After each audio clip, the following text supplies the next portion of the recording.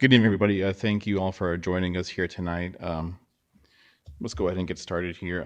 Let's start off with a land acknowledgement. Our coalition holds, great respect and regard for the people, for this land and the original inhabitants of this land. And we just want to acknowledge that this was the seat of the Kumeyaay Nation, and that through our events here and through our work with our coalition, we try and honor and kind of respect their legacy and kind of reconcile where we can moving forward.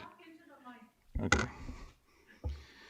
And I guess to start off first, we would like to kind of have some of our local faith leaders from the San Diego Peace Catalysts kind of do some prayers for us to open, given kind of like the solemn week that we have here. So I'd like to welcome David Vinmar and Imam Taha.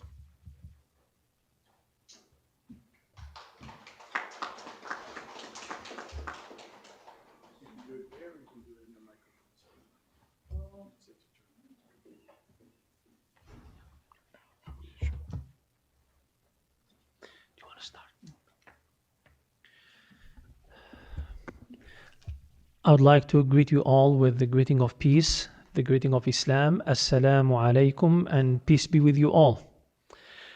And thank you so much for giving us this time and this space for myself and my dear friend David. So both of us are representing the San Diego Faith Leaders for Palestine, and we would like to start with a prayer. So what I'm going to do at this moment, I'm going to recite few verses for the Quran, mourning the dead and as a glory to our martyrs. أعوذ بالله من الشيطان الرجيم. يا أيها الذين آمنوا استعينوا بالصبر والصلاة إن الله مع الصابرين. All you who believe, seek help through patience and prayer. Surely Allah is with those who are patient. ولا تقولوا لمن يقتل في سبيل الله أموات بل أحياء ولكن لا تشعرون. Do not say of those who are slain in the way of Allah that they are dead. Instead, they are alive, but you do not perceive. وَلَنَبْلُوَنَّكُمْ بِشَيْءٍ مِّنَ الْخَوْفِ وَالْجُوعِ وَنَقْصٍ مِّنَ الْأَمْوَالِ وَالْأَنفُسِ وَالثَّمَرَاتِ وَبَشِّرِ الصَّابِرِينَ. Surely we will test you with a bit of fear and hunger and loss in wealth and lives and fruits, and give good tidings to the patient. الذين إذا أصابتهم مصيبة قالوا إنا لله وإنا إليه راجعون. Who, when a suffering visits them, say, we certainly belong to Allah, and to Him we will return. أولئك عليهم صلوات من ربهم ورحمة وأولئك هم المهتدون. Those are the ones upon whom there are blessings from their Lord and mercy as well, and those are the ones who are on the right path. صدق الله العظيم.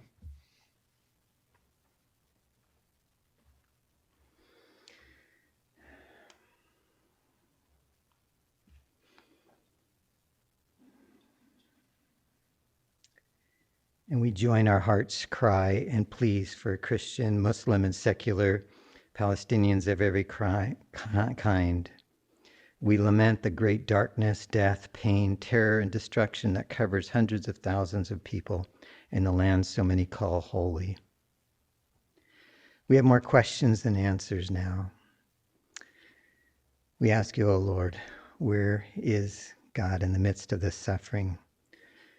When will the hunger and thirst for revenge and control of land ever stop? Will Palestinians' children miss another year of school? Will they need Will those in need of medicine and suffer and die because it isn't getting attention? When will the world stop seeing that war, exploitation, and now genocide is a way to meet one's needs? Does the arc of the universe really bend towards justice? How is the world allowing this suffering in silence while the genocide is being live streamed in front of our eyes?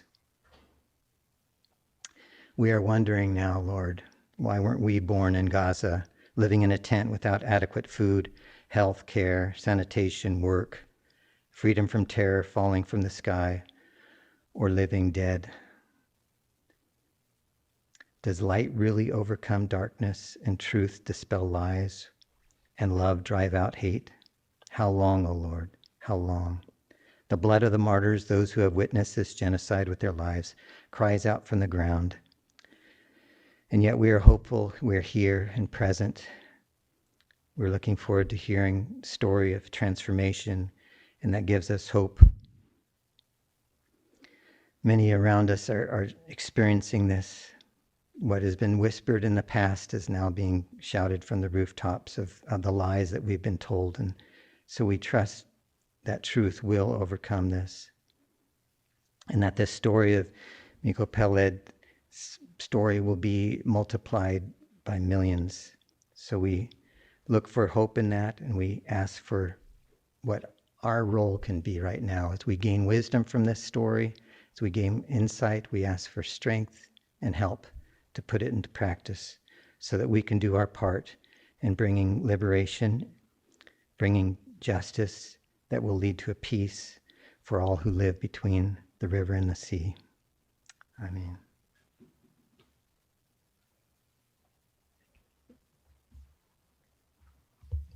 Thank you very much, David, and to Imam Taha. I'd like us to introduce our speakers for this evening. First, Miko Peled. He's a human rights activist, author of The General's Son and of Injustice, the Story of the Holy Land and Foundation 5. He's also a speaker and a founder of the Palestine House of Freedom in Washington, D.C. And he will be speaking with Dr. Thomas Reifer, who is the chair of the sociology department at USD.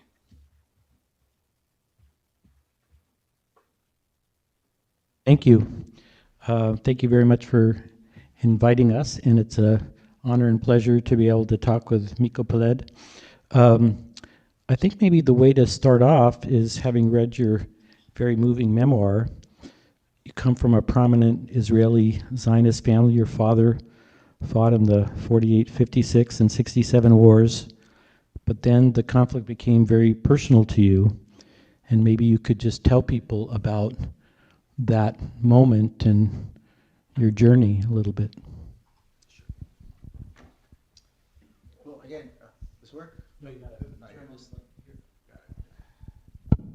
Okay. Well, thank you all for being here, and thank you for the for putting this together. It's nice to be back here.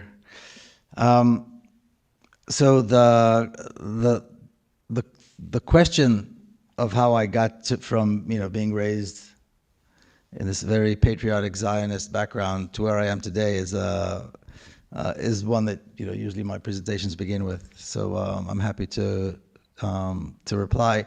I just want to say one thing before I start. First of all, it's lovely to be back here in San Diego. But last night, Eric Clapton had a concert here at Sports Arena, and I've been in touch with him for a while now because he's taken a keen interest in what's happening in Palestine. And so I took my kids and we saw the concert. And at the end, he ends the concert and he goes off the stage and he comes back for encore. And he picks up a guitar, a different guitar than the one he did the concert with. And that guitar is the colors of the Palestinian flag. And he finishes the concert with that, and that was very moving. So it's nice to see, that the word is spreading and that people of prominence and great talent like Eric Clapton are joining the struggle and looking for ways to contribute. So my personal story, I see many friends here, so I think it's probably that part of what we're going to talk about is not going to be news to anybody. Good to see Ed and Ethel here. and Imam Taha and others. So the issue of Palestine was always personal. And I always tell people the Zionism, the state of Israel, this was every conversation around the dinner table every day in my growing up. Every conversation, every day around the dinner table, and at family gatherings, even more so because it wasn't only my father that was a prominent figure in the Zionist realm, but many other members of my family held important positions. And so every family gathering was a gathering of all these people who either held important positions or used to hold important positions. And the topic was always the state, the state. What do we do for the state? How do we sacrifice more for the state? What have we done today for the state? It sounds pretty fascist, actually, in a way. Not in a way, it is very fascist. And there was never a moment where, so it was personal in that regard, and there was never really a moment until later on in my life when the name Palestine was entered into the conversation.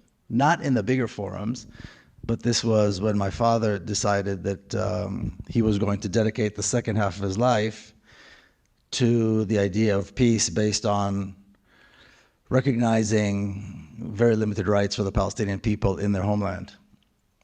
And then suddenly the word Palestine and the term Palestinian, became part of the conversation, and immediately he became an outcast. And his role and our role in these family gatherings suddenly became very, very limited. There's also something very personal in what happened on October the 7th, because Be'eri, which is the kibbutz, a settlement that was in the news a lot because there was a lot of fighting there, and the Israeli forces killed many, many Israelis on that kibbutz. I had cousins in that kibbutz, and we used to go all the time, certainly summers, but holidays, we used to go there all the time. Be'eri was almost like a second home. And it was, it's only about 3 kilometers from Gaza. It's in the south, in the Naqab. And, it was one of many, many kibbutzim and, Jewish settlements, Zionist settlements in the Naqab. And the standard of living was really high, swimming pools and lawns, and it was just this wonderful, just really wonderful reality. And certainly as a kid, running around there, having friends, being with my cousins and so on. And not once, all of those years going there, did anybody ever mention that we are 3 kilometers away from a concentration camp, and we're sitting and the people in that concentration camp, their land is this land that we're playing around with and swimming the swimming pools and enjoying. And then, of course, October 7th came, and the Be'eri and some of the other settlements were hurt very badly. But I think what you're referring to is the killing of my niece in September of 1997. There was a suicide mission, and she was one of the victims. And that's, of course, as personal as it gets. And so I think in many ways that was, it was not the first of, it wasn't the first thing that prompted me to notice and realize and become, to hear about Palestine, but it was definitely the strongest. And I think as people, our points of view about the world, our opinions about the world, our philosophy about the world change as a result of a tragedy. And that, in my case, certainly that was the tragedy that pushed me into this journey. And the subtitle of the book is Journey of an Israeli in Palestine. So that was that moment. When we think about when we think about the title of this Teach-In Reflections on a Year of Unprecedented Violence in Palestine and Israel, so much of the response is in the face of violence is more violence. And you really sought out a different path. You sought out a path of understanding. Could you talk a little bit about that journey? It's not necessarily the main one that people make. Well, so it was very interesting because, you come back from something like that. I was living in San Diego, so you come back from visiting or back from spending time with the family as a result of a horror such as that, and what do you do the next day? Over there, everybody's involved. Over there, everybody's talking about it. It's in the news. Everybody, there's involvement. There's things. You come back to San Diego, so you're in an awkward position because nobody wanted to talk about this issue anyway, but certainly not talk about a tragedy like that. It makes everybody very uncomfortable. So you can't really talk to people about what happened. You can't really talk to people about the issue in general. So what do you do? And particularly in a place like San Diego, where it's far too pleasant of a place to deal with Palestine. And so I began searching and searching, and gradually I was very fortunate that I came across this phenomenon that was taking place at the time, which were the living room dialogues. They call them Jewish-Palestinian dialogues, which is a strange combination because it's not about Jews and Palestinians, but that was the frame. That's how it was framed.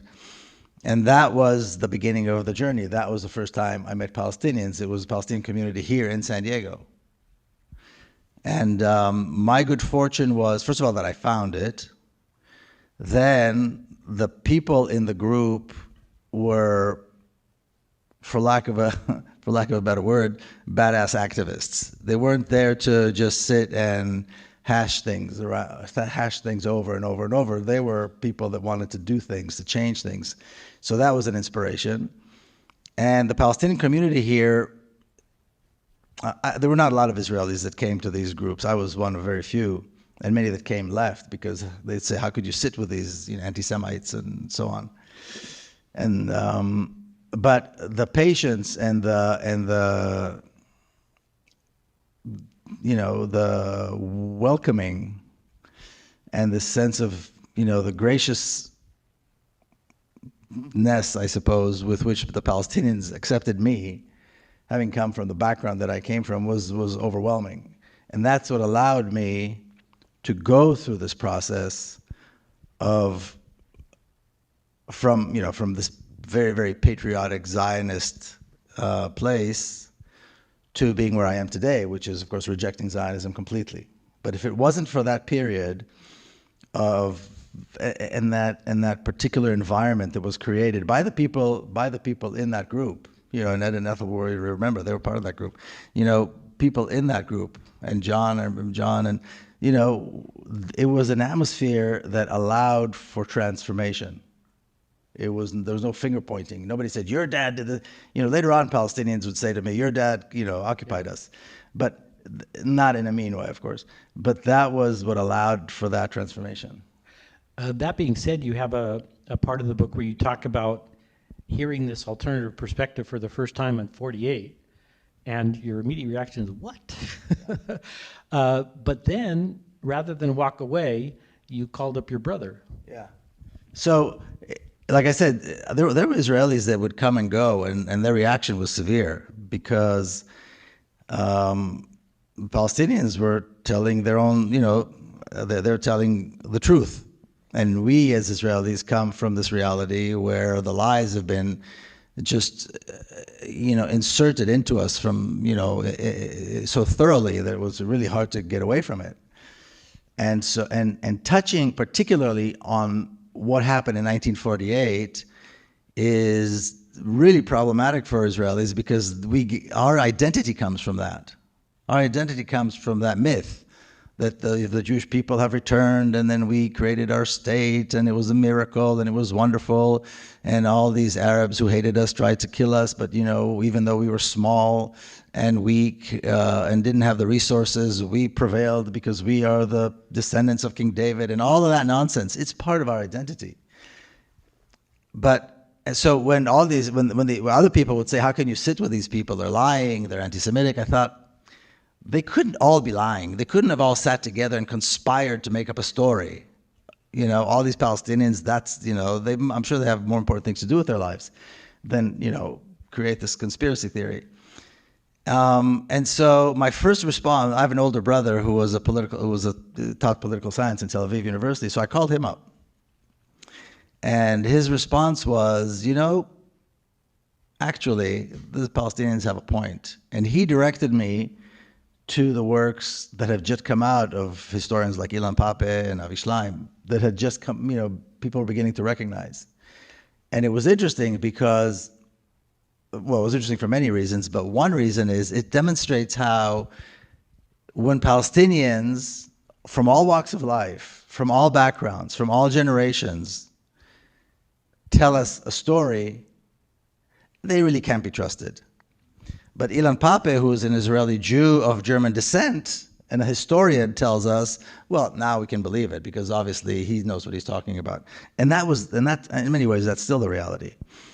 And so I went and I picked up all the books that had, the ethnic cleansing hadn't been published quite yet. The ethnic cleansing came out a little bit later, but that was, of course, Ilan's, I don't know, most important, but certainly most famous work. And the stories were just, everything that Ilan and these others were writing about was validating what the Palestinians were saying. And that was a revelation, certainly to me, and probably to many other people. Now, your father had kind of a number of personal connections with Gaza, but I think the one in 56 might be relevant for our audience to know about. Yeah, so it's interesting in many ways. So he in 1956, when after the Suez campaign, he became the governor of Gaza, the military governor. And he came in, I think I mentioned in the book, maybe 2 weeks after the occupation. So there were massacres and there was looting and the soldiers were just doing everything, whatever they wanted to do there for a while. And then he came in and there was, created some order there. And then I think the occupation lasted 5 months and the Americans said out and they had to get out. Those were different times. But it was for him personally, that was a very important time because for the first time he realized that he was now the occupier and that he was the one who is in charge of all these people, that he doesn't speak their language. He doesn't know anything about them culturally. And so then he started studying Arabic and so on, and maybe that was the beginning of his understanding that maybe these people have some rights as well. So that was a very short time in his career, but it was certainly influenced him a great deal. Now, later on, you ended up doing a book called Injustice. Could you talk a little bit about that? Sure, and it also relates to Gaza, actually, because 2 of the 5 characters in this story, it's a true story, were from Gaza. One was a refugee and one was actually from Gaza. Ghassan Elashi, who was still in prison, comes from a Gaza family, and Mohammed al-Mizain, who was, maybe some of you know from San Diego, his family, they were refugees from Bashit, but they ended up in Gaza.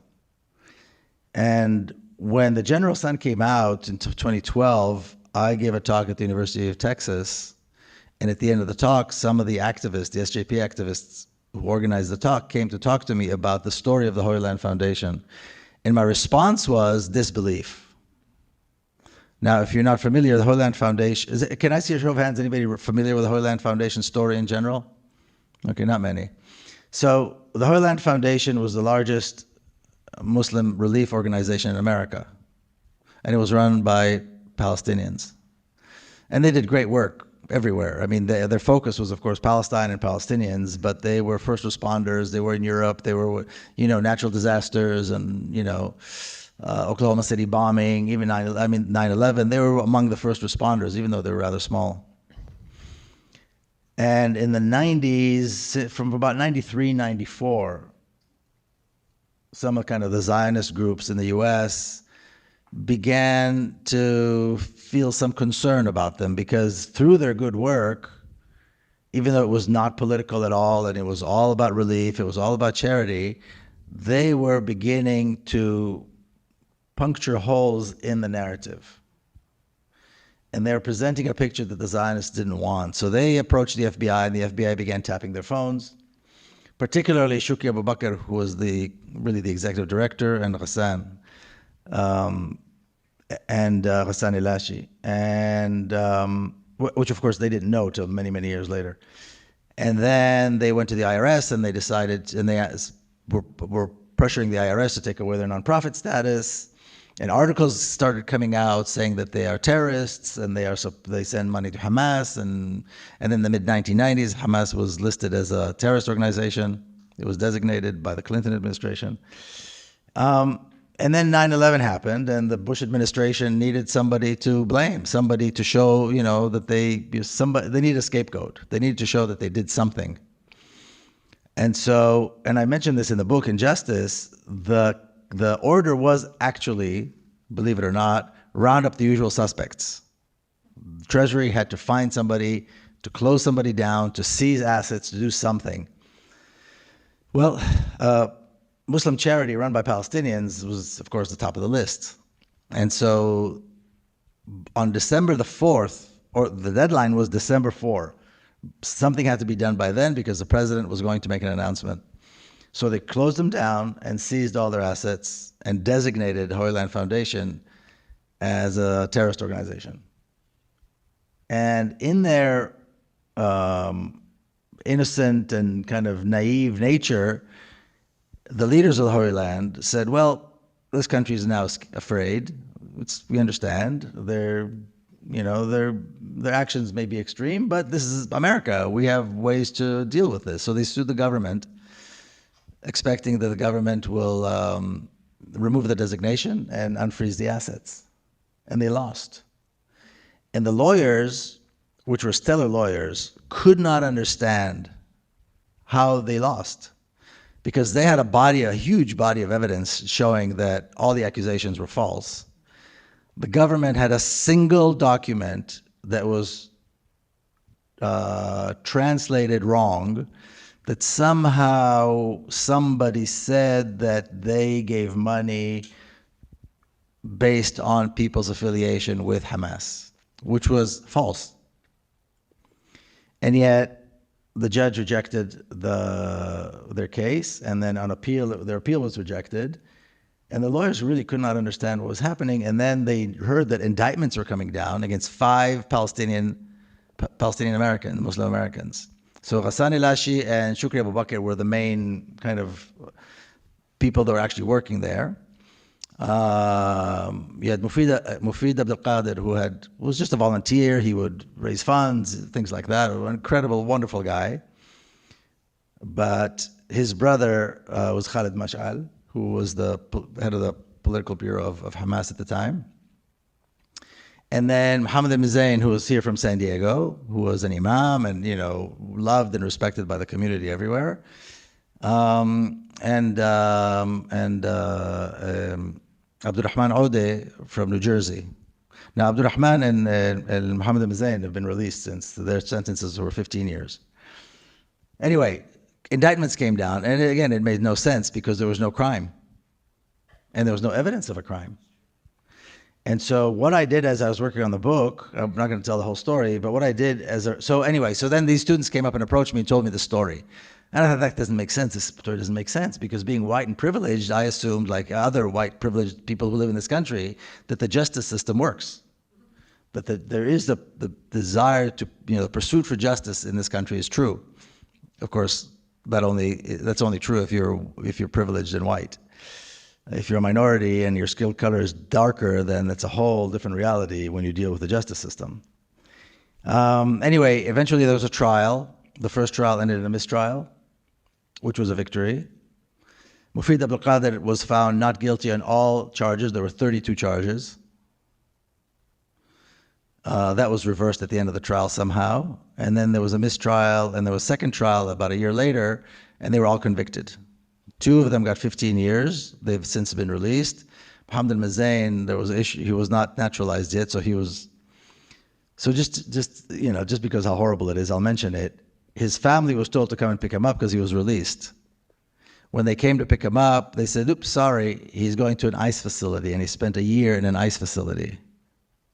He was 75, I think. He was, in his 70s. And then he was deported to Istanbul. I actually saw him in Istanbul earlier this year. And of course, I met him when he was in prison throughout the years. And then Abdurrahman Odeh was sitting in Dallas, unable to work, unable to do anything because he's a convicted terrorist. And now he decided to move out, and he's moving to Jordan. Mufid Abdul Qadir ended up getting 20 years, even though he was found not guilty on all charges the first trial. The second trial, he got 20 years. And he should be released this year, I believe. And Ghassan Ilashi and Shukri Abu Bakr got 65 years. And they're still there, and they're going to be there until, the reality in this country changes in regard to Palestine. So that's that story. Wow. Maybe we could shift now, and maybe you could use your experience to talk about how you see the dynamics of the current escalating violence, especially by the Israelis. It seems like there's just permanent war, and it keeps on escalating. How do you see what's happening now and where it's going? Well, first of all, I don't believe it's a war. I think if we take a step back and we look at the reality in Palestine, we can recognize two important things that are connected. One is that in 1948, an apartheid regime was established in Palestine. And that apartheid regime has been engaged in a genocide from the very moment, since before it was actually officially established. So there's a genocide that's been going on, and what we've seen in the last year was really an escalation of that genocide. It's not separate, it's not different from what we've seen over the last 8 decades or so.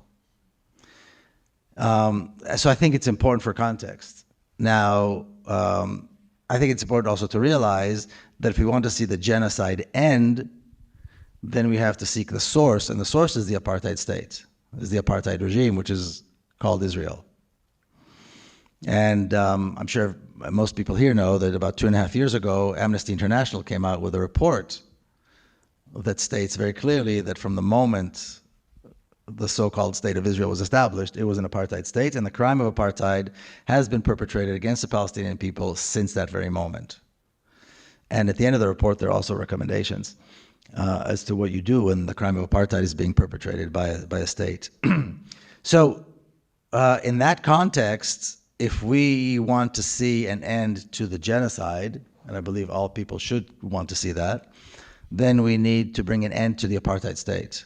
The apartheid regime has to be dismantled, and it cannot be in the context of a negotiation or a separation. It's got to go.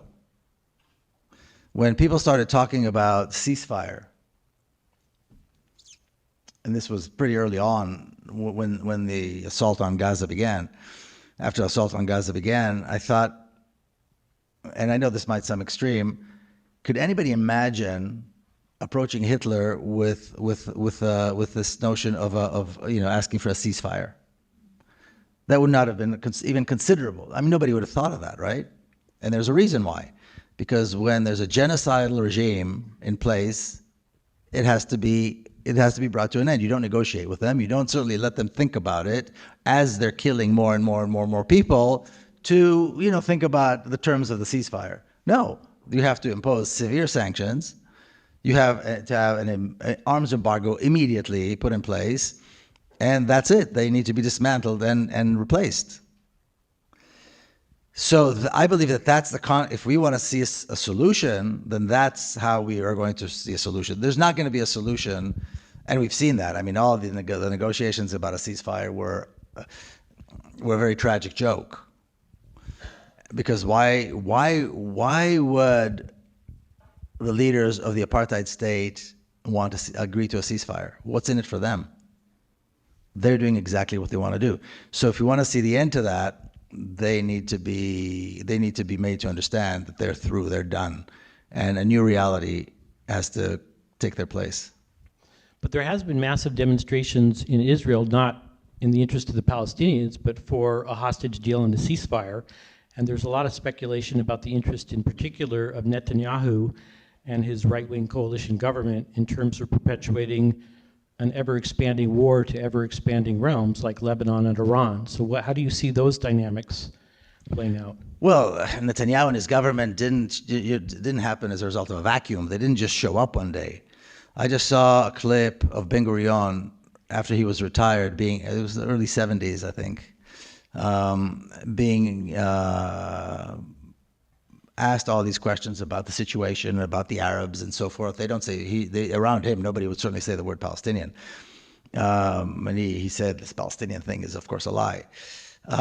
They are the direct successors of Ben Gurion. I mean, there's nothing different really between what Ben Gurion did and said and what this current government is doing and saying.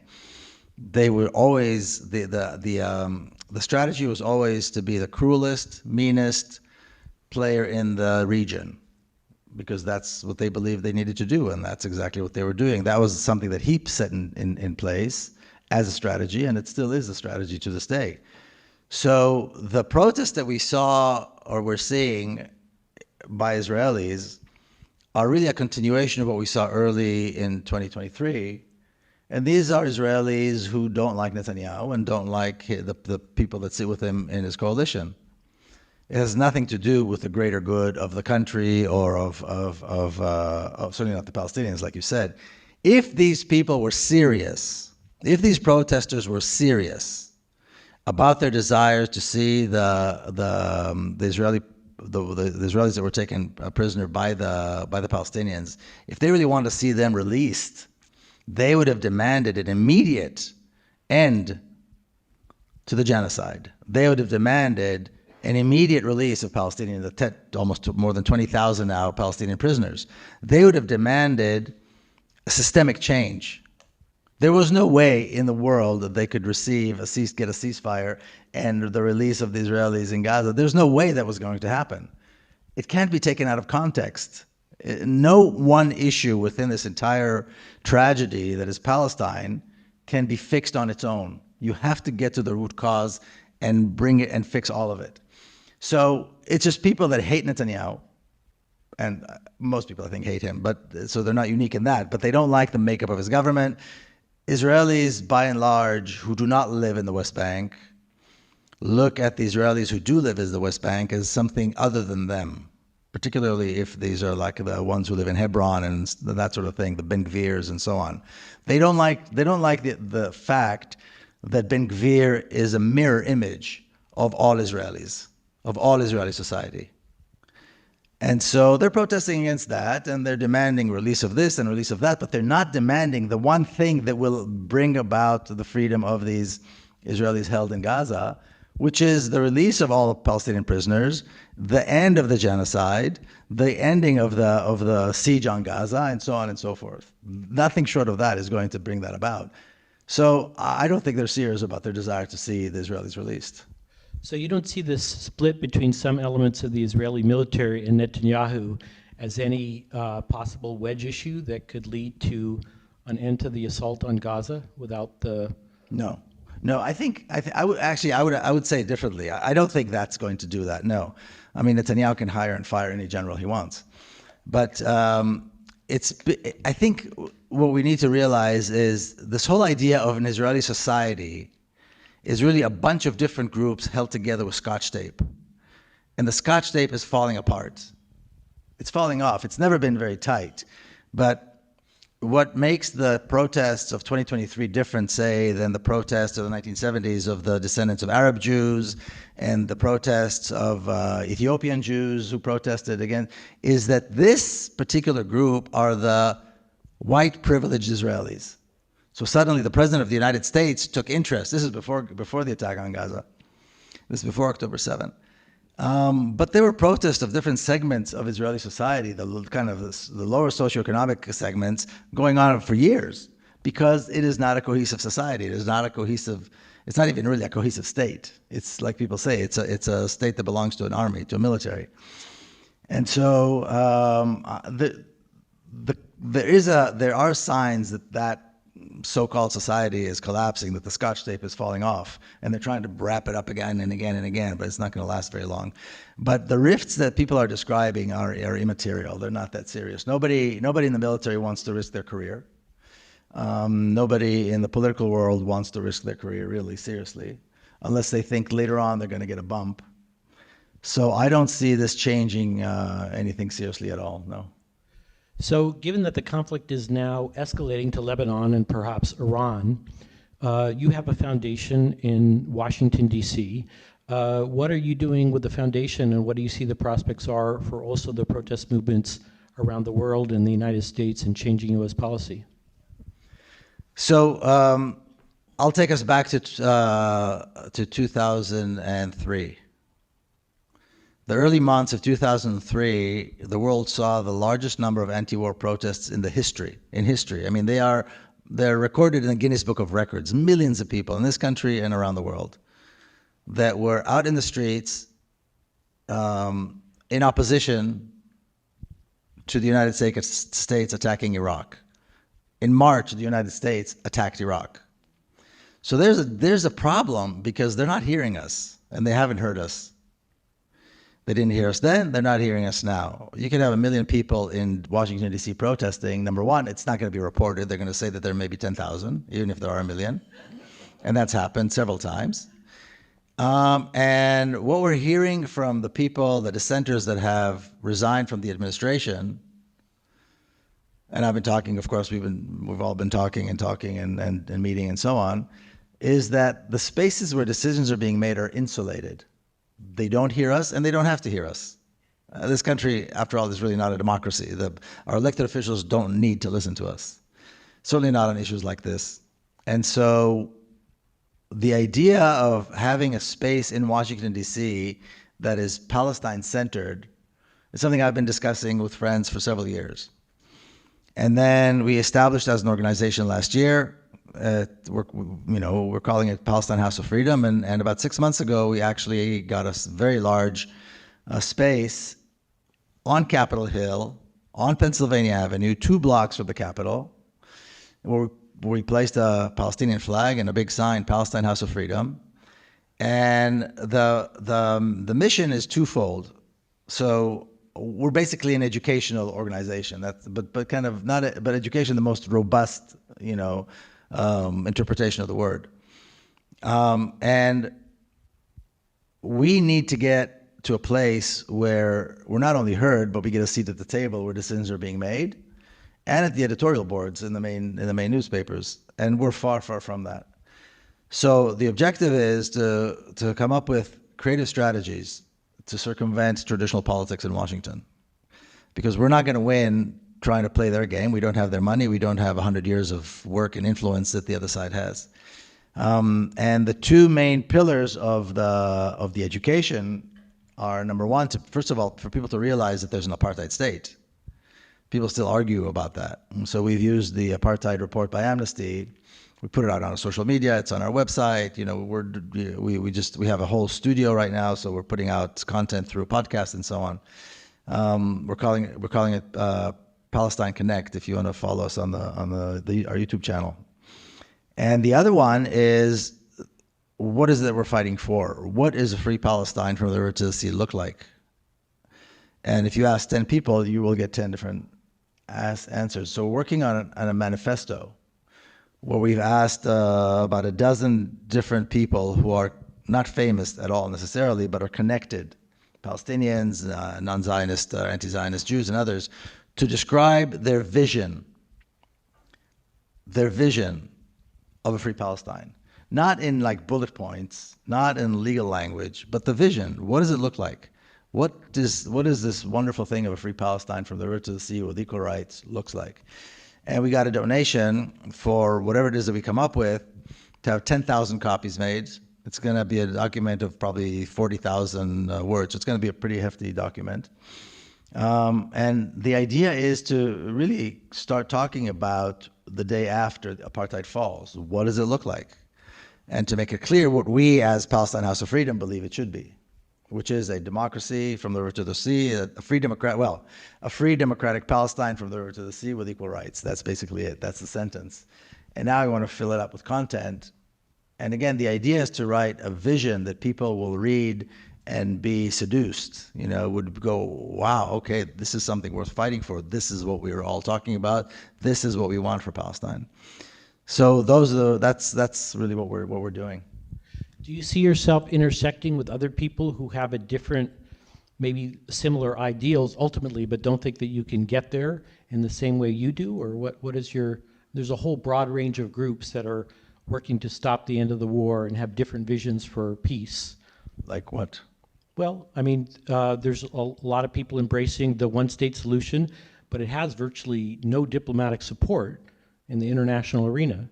So Right. there's some people who, like, for example, Noam Chomsky, who ultimately never was a Zionist in the traditional sense of the term because he believed in binational cooperation, but think the question is, how do you get there? Of course, it all seems impossible now, but you talked about the dismantling of the apartheid state, but what are the routes to getting there, and what do you see the prospects for the change in U.S. policy, which is funding and supporting all of this? Yeah, so those are a lot of questions.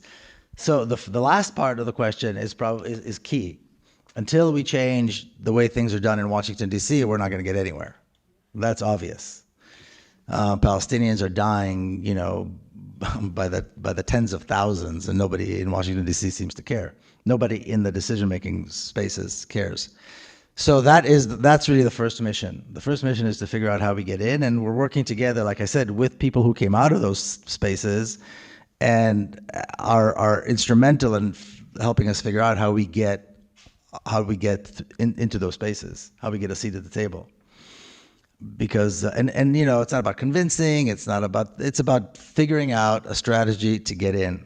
And I think it's our responsibility to figure it out. So people believe it can't be done. Many people, that's part of the problem, that the people on our side, on the justice side, would either say, well, the other side has all the money, the other side has all the influence, which is true, so it can't be done. Well, I reject that. The fact that the other side is stronger doesn't mean that it can't be done. It's just that we need to figure out how to do it. Accepting their defeat just because the other side is stronger is horrifically misguided. Now, the other side has to spend millions upon millions of dollars to get their point across because they have to lie. They lie, and they have to build lies upon lies, and then they have to use PR, millions of dollars of PR. They have to make sure that that Cory Bush doesn't get reelected. I mean, they have to spend millions of dollars to maintain the lie. We don't have to lie. We know that we tell the truth. That's a huge advantage. The other side would die to do anything to have the truth, to be able to say that they have the truth. They don't have the truth. They're lying. So that's a big advantage that we have that I don't believe we're utilizing. The second one is international law. International law is clearly on the side of justice for Palestine. The other side is supporting the worst violations, not only of inhumanity, but in terms of international law. And look, we have the facts on the ground. Look at Palestine. You don't need to bring a mission of inquiry from God knows where to find out who did what. When you drop millions of tons of bombs on a civilian population, you know what's going to happen. So we have all of that, but I don't believe we're utilizing it yet because there's a sense that it can't be done. And the other part is that among the people who maybe think something can be done, they're still seeing it in the context of a negotiation with the problem. In other words, negotiating with the apartheid state, negotiating with a genocidal state, which is absurd. So people still say to me, people who know me, so you believe in the two-state solution, right? Now, since 2005, I've been writing and speaking and saying exactly the opposite. So it's almost 20 years that I've been talking about rejecting the two-state solution. So, number one, what are the virtues of a two-state solution? Why is it good? And I've not been able to find anybody to give me a straight answer. What are the virtues of a two-state solution? Number two, the way the two-state solution is framed is one state is going to be a small state, and one state is going to have the lion's share of Palestine. How do we determine who gets what? It's somehow accepted that the Palestinians need to accept a small portion of their own homeland, right? But there are Palestinians everywhere. So why is it taken for granted that Palestinians get the smaller portion of their own country? Maybe it should be the other way around. Maybe the settlers who came from other countries should get the smaller portion. And number three, which is really key here, how the hell is it going to happen? How is it going to work? Nobody can give me an explanation how it's going to work. You're going to have a tunnel, and then you're going to have a bridge, and then you're going to do this, and you're going to have to change your population. It's not possible. It's not going to work, particularly when you're trying to negotiate with a racist genocidal regime.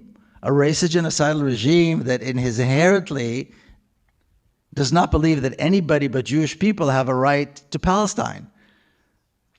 The most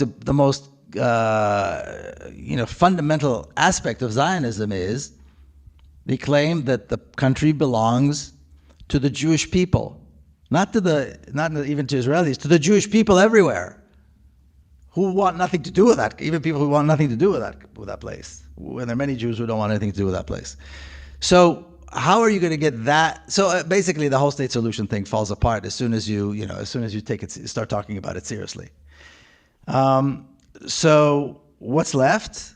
Well, Palestine is one state. It's a single state. Granted, it's governed by an apartheid regime, but it's a single state. And there's a single government that governs the lives of everybody. Again, granted, different laws for different people. But so it would make sense, and I don't really think there are many options here, actually. The apartheid regime has got to collapse, just like we saw this happen in South Africa. We've seen racist, fascist regimes collapse. We saw dictatorships fall in Latin America. I mean, we don't have to reinvent the wheel here.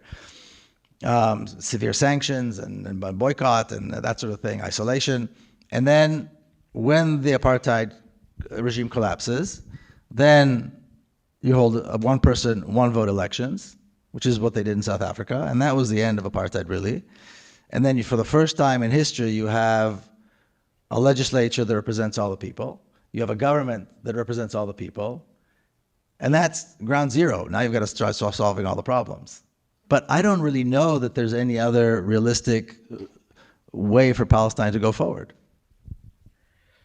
Let's move to another kind of question, which may be related. So, despite Biden's protestations that he's given Israel everything they've wanted, Netanyahu appears to want to get Trump elected. One, do you think that's true? And two, if you think it is true, why? What's the reason why Netanyahu, aside from them moving the U.S. embassy to Jerusalem, that Netanyahu has sided so clearly with the Republicans, despite the fact that Biden keeps on giving him all the arms he wants? Well, you just gave all the reasons, and they recognized they announced the recognition of the Syrian Golan Heights as part of the state of Israel. I think there are other similarities between these two, grotesque characters that go beyond politics. But the recognition of Jerusalem as capital of Israel is something that no Israeli prime minister ever dreamt they would see. That the United States would recognize that in violation of all international law, in violation of every possible thing you could imagine, diplomatic chaos. I mean, it was an unbelievable thing. Nobody thought it would ever happen. They would ever see it. And guess what? Netanyahu got Trump to do it. So that is a lot of political capital for Netanyahu. And of course, why not bring this guy back? And the Golan Heights thing. And of course, he's got the son-in-law who's very much involved. So there's a lot of reasons why they would want. And it's not like, Barack Obama gave Israel everything it wanted and then some, and they still didn't like him. So I think there are similarities between the mentality of these grotesque characters. Veto one Security Council resolution. Yes, that's right. At the very, very end. Yeah. At the very, very end, right. But I mean, these grotesque characters have a lot in common. And so, why did Mussolini and Hitler work so well? They didn't like each other, but they saw each other as partners in a way. The reason I ask about these splits, which may seem unimportant, can be important for the lives of individual people in Gaza. Maybe we should take questions at this point. What do you think? Yeah. Who's in charge?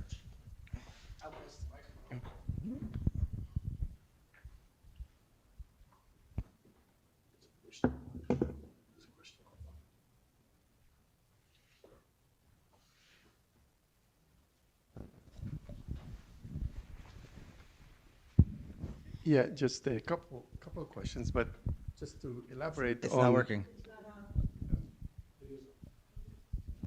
Talk closer. Oh, yeah. Yeah.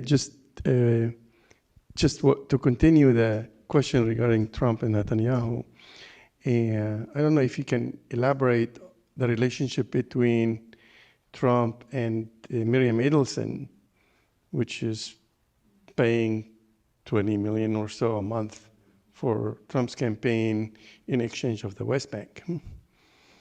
It's been reported. Like I said, all of these grotesque characters have a lot in common, and obviously they like each other. So I think that's really what it is. I don't think there's any mystery in that relationship either. Yeah. Billions and billions of dollars are going to basically to see the dream, the Zionist dream, materialize. That's what it's about. Yeah. There's another thing. Thank you.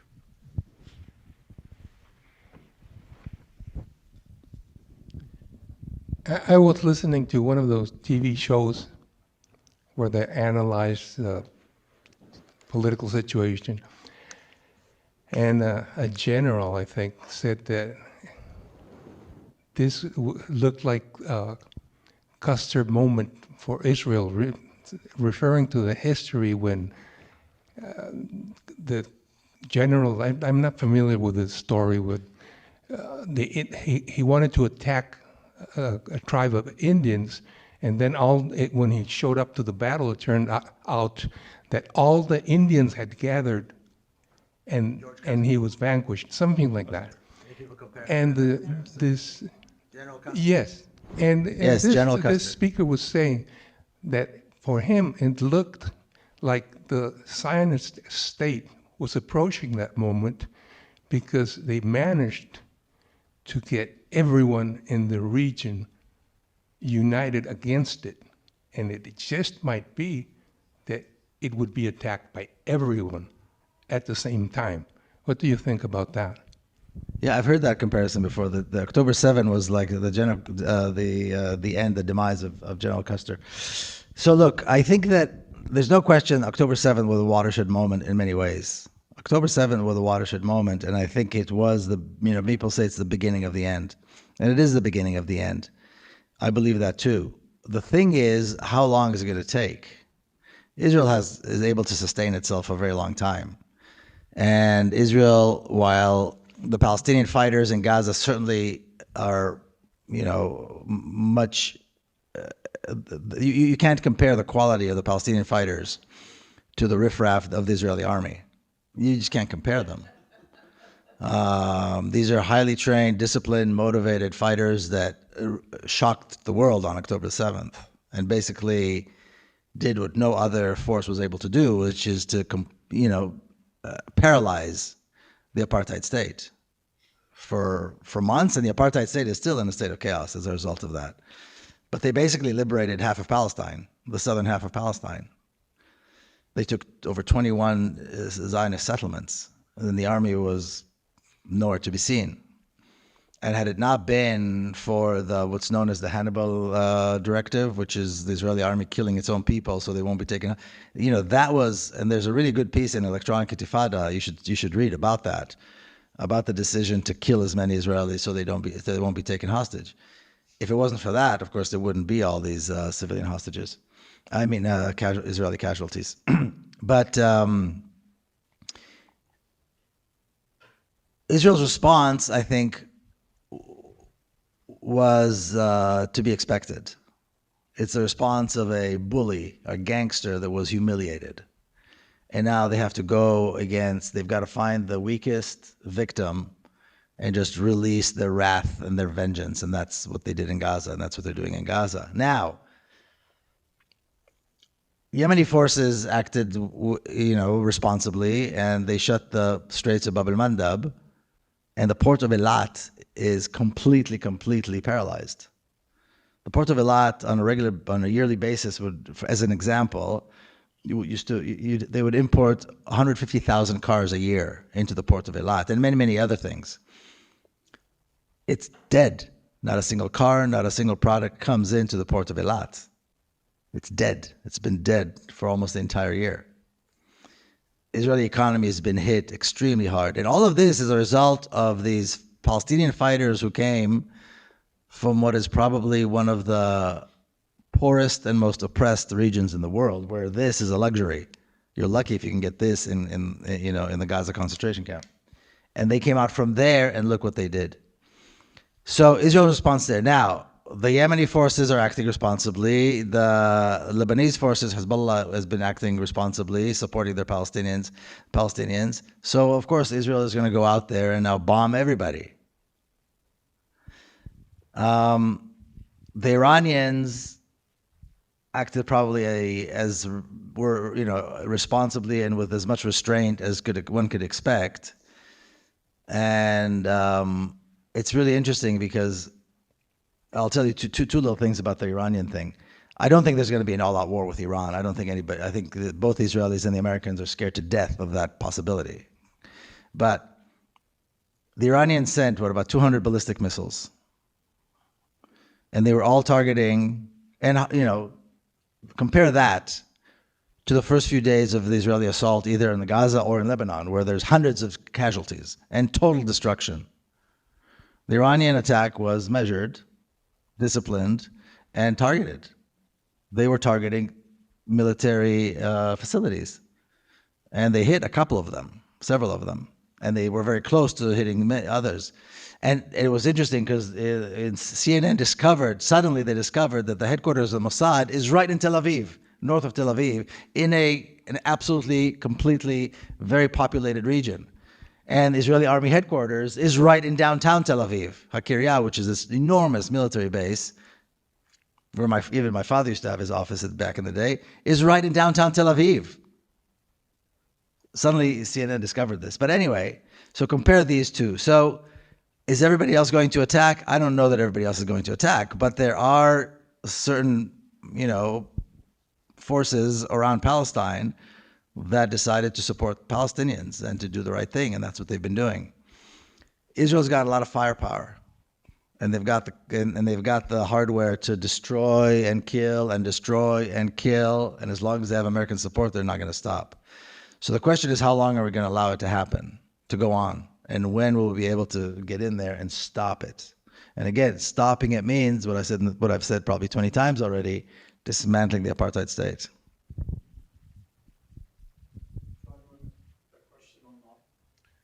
Okay, this question online is, what do you have to say in regards to nonprofit organizations for being silent and not holding the U.S. complicit on the genocidal war by Israel on Gaza? Can you ask that again? I didn't understand. Can you ask that again? Yeah, what do you have to say to nonprofit organizations that are being silent and not holding the U.S. complicit or accountable on the genocidal war by Israel on Gaza? Nonprofit organizations? Correct, yeah. Like who? They didn't really list any here. Well, I mean, a lot of people are being silent about this. I mean, that's part of the tragedy, that the world is being silent on this and has been silent for a very long time.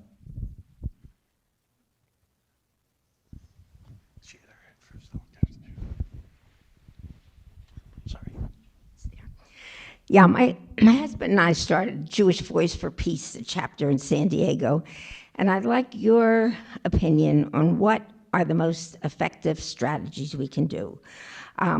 We fight within our chapters. In fact, on one virtual Zoom meeting, the national instructed us, don't fight, but we don't agree. In your opinion, what would be, and the Zionist groups have been trying to crush us. We're presented as anti-Semites because we criticize them, but what should we focus on right now? What are the arguments? Tell me again. What are the people talking about? Well, the arguments, should we stay, within the Jewish community? Should we focus on, building our base and building a strong Jewish community? Should we go to the churches, and should we have outreach in the community? My opinion is that divestment and boycott are the most effective things, hit them hard in their economy. But, there's disagreement, as there is in any organization. I don't, I think we should do it all. I don't think there's one thing that we should be doing. I think we should do it all. I think the rise, there is people pay attention when more and more Jewish voices come out and reject Zionism. People pay attention. At the same time, it's not the only thing that matters, and it's not going to be the one thing that brings about change. So I think we need to do it all. I agree with you that divestment is key and boycott is key, and I think we can take example for what we saw last year on campuses. What the students did on campuses was nothing short of heroic and revolutionary. I was fortunate enough, I saw, quite a few campuses that I was, as I traveled around the country, including here at UCSD on the day there was a lot of violence, and Imam Taha stood there heroically and led the students. The demands that were made by the students were, number one, divest. Divest, divest, divest. And we know that divestment is key to bringing down apartheid. And they were very clear about that, and they demanded that from their campuses. The second thing they demanded, and this is again across the board, every campus that I've seen, and many others that I haven't, a free Palestine from the river to the sea. End of story. We're not talking about anything else, and we shouldn't be. Divest and demand a free Palestine from the river to the sea. That's it. So I think anybody who's involved with this issue needs that. This is it. We can really just copy what the students have been saying and demanding, and again expanding it beyond the campuses. There has to be divestment. There has to be an arms embargo. There has to be a no-fly zone. There has to, and on and on and on. And the goal is a free Palestine from the river to the sea. End of story. Zionism has no legitimacy, there should be zero tolerance to Zionism, and that's that. And that should be how we approach it. Now, who we talk to, we should create coalitions between everybody and anybody who's on our side, who's willing to listen and participate in this, without any question.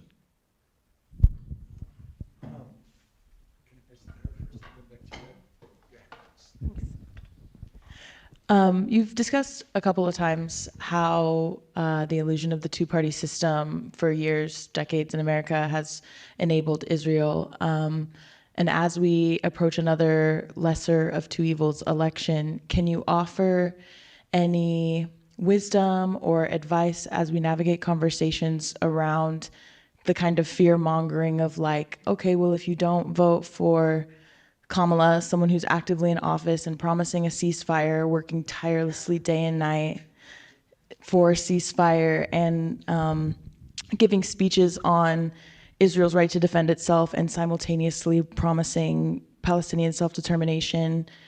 I feel like as we hold conversations, we run into the issue of, well, if you don't vote for her, then you're automatically voting for fascism. And I'm personally of the belief that we're living under fascism now. So how do we approach conversations with people who are maybe scared of what could happen under the right versus recognizing what is actively happening under the left as we speak? Yeah. That is it's a great question. It's an incredibly important conversation, and I don't know that there's a clear answer. And I've been struggling with this myself. My older son has been involved in work with asylum seekers here through a bunch of nonprofits here in San Diego.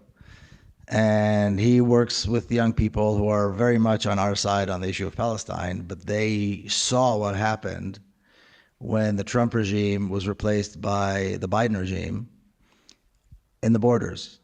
And the cruelty of the agents at the border was curbed when the Democrats came into power.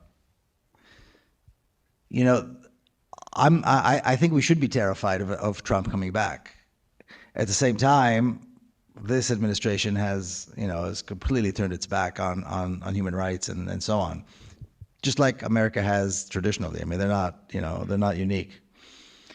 How we vote and what we do and how we resolve this, I thought I was very clear on it to myself about a couple of months ago, and now I'm back in this place where I'm not really sure. And I heard Cori Bush speak in D.C., recently, and she was asked a question, and she said something very wise because she's a brilliant woman. And she said, well, we need to do both. We need to build an alternative. Right now, there's no alternative to this two-party duopoly, right? We have to build, but at the same time, we have to recognize that there is a danger, a greater danger perhaps. And again, everybody's got a different perspective on this, but there is a fear, and it's a justifiable fear, of Trump coming back. So how we negotiate this within our own as individuals and with the people that we talk to, it's not, I think it's an incredibly, it's growing pains. I think America is finally realizing, and more people are realizing, that there's a need to build an alternative. So if we're looking at the Green Party, and I've been friends with Jill Stein for a long time, and I have a lot of admiration for her and so on, and I know the Green Party well, there's no real foundation, and that's a problem. So she's wonderful, and the people around her are great, and there are great people within there, but there's really no firm foundation. So that's got to be built, so that in future elections there is that alternative. But to give you a clear answer one way or the other, I don't know that anybody can, because it's a very complicated and very personal issue. And again, region to region, issue to issue, you're going to get answers across the board. But I think you should follow your conscience.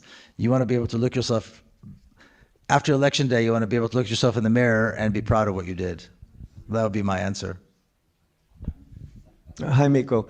Question about the right of return. I think the UN Declaration of Human Rights says that people have the right to return to their country. UN Resolution 194 says to their homes and their properties. And I wonder if you could just tell briefly the story of your mother being offered a house, and your 40,000-word document. Will it address the right of return in any specifics, and what would those specifics be? I love you, Ed. Oh, I love both of you guys. So I think it's really, really an important issue, and I think it's vital that we take the right of return off the bumper stickers and actually think of ways in which the right of return can actually materialize. I think for many, many people on our side of the issue, the right of return is it's a slogan. I think we have to think of the mechanisms that have to be put in place. Now, there are two documents, besides the UN resolutions that you mentioned. There's a book that was republished a couple of years ago. Francesca Albanese was one of the co-writers, and it's called Palestinian Refugees in International Law.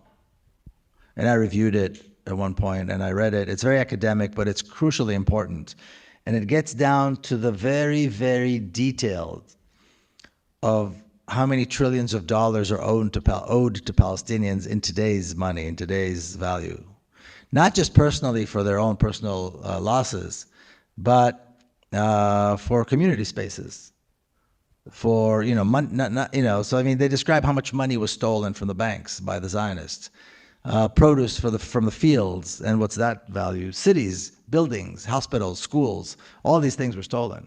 I mean, the Zionists, I don't know if it's it was a huge act of theft and robbery, not just the country, but the stuff, and that's why they were able to function immediately after they were established. And now there's another book that had just come out, which I read. It hasn't come out yet, but they asked me to write something about, it's called Stolen Land. It's coming out in the next few months, also by a Palestinian academic. And so these are really, really important documents that we need to learn from and read. And one of the things that they both bring to light is the argument that somehow the Palestinian case for reparations and return has been weakened over the years is not only false, but the opposite is the truth. The case for return and the case for reparation has been strengthened over the years for many, many reasons that they outline. But I think it's extremely important, and certainly I've got several Palestinians who are writing, and I'm reading the drafts, and the return is an absolute big part of what the vision must be. It must be.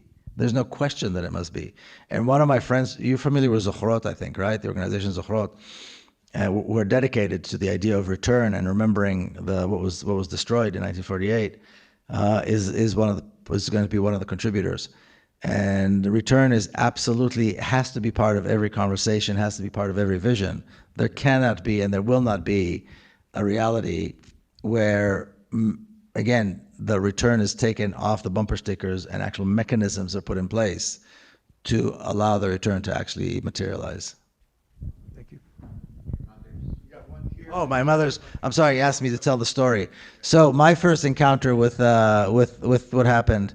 So the story in the book, and a story that I heard growing up so many times with my mother, which I didn't really quite appreciate till I was writing the book, which was that my mother was born in Jerusalem. During 1948, she was a young mother already. She was living in a small apartment with her mother, which I'm sure was not pleasant. And she, as the Palestinian neighborhoods from West Jerusalem were cleansed, the homes, the neighborhoods were still there. They're still there, actually. And she, among many others, were offered a home. Her husband was, fighting for the cause. And she was offered one of these beautiful homes in one of these neighborhoods in Jerusalem. And she refused. And at 22, her reaction was, and this is again, her telling me this as I was growing up, how could I possibly take the home of another mother? How could I move into the home of a family that had just become refugees? And then she would go on to describe the looting.